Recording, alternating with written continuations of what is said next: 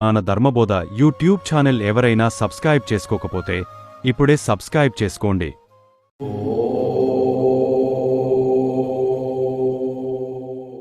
భగవంతునితో ఎలా కలవాలి?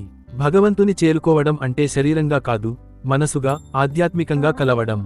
ఇది భక్తి, ధ్యానం మరియు జ్ఞాన మార్గాల ద్వారా సాధ్యమవుతుంది. నమ్మకం, నిష్ఠ మరియు సాధన అవసరం. భగవంతునితో కలవడానికి మార్గాలు. 1. భక్తి మార్గం, డివోషన్, భక్తి. భగవంతునిపై ప్రేమతో, నమ్మకంతో ఉండటం. నిత్యం భగవంతుని నామస్మరణ చేయాలి. ఉదాహరణకు, ఓం నమో నారాయణాయ, ఓం నమః శివాయ.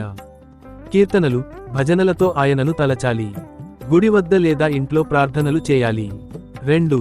ధ్యాన మార్గం, మెడిటేషన్, ధ్యానం. శాంతమైన ప్రదేశంలో కూర్చొని శ్వాస మీద దృష్టి పెట్టాలి. మనస్సు చంచలంగా ఉండకుండా భగవంతుని రూపం లేదా నామాన్ని తలచాలి.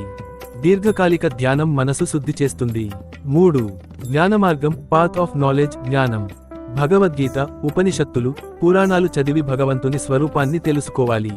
ఆత్మ మరియు పరమాత్మ ఒకటే అని తెలుసుకునే ప్రయత్నం చేయాలి. 4. నిష్కామ కర్మ, సెల్ఫ్లెస్ యాక్షన్, నిస్వార్థ సేవ.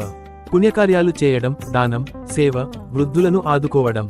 పని చేయకపోవడం కాదు, ఫలాపేక్ష లేకుండా పని చేయడం. భగవంతుని ప్రతి పనిలో చూడడం. 5. సత్సంగం, సద్గురువు, మంచి వాతావరణం. ధార్మికుల సన్నిధిలో ఉండడం. సద్గురువు మార్గదర్శనం పొందడం. మంచి పుస్తకాలు చదవడం. 6. నమ్మకం, ఫెయిత్, శ్రద్ధ, విశ్వాసం.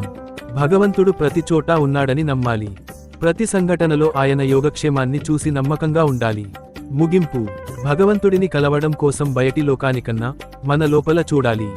ఆత్మలోనే భగవంతుడు నివసిస్తున్నాడు అనే బోధను గుర్తుంచుకుంటూ, మనసుతో, ప్రేమతో, శ్రద్ధతో కలిసినప్పుడే భగవంతుడిని అనుభవించవచ్చు. ఇంకా వివరాలు కావాలంటే చెప్పండి. మీరు ఎలాంటి మార్గంలో ముందుకు వెళ్లాలని అనుకుంటున్నారో ఆధారంగా సూచిస్తాను.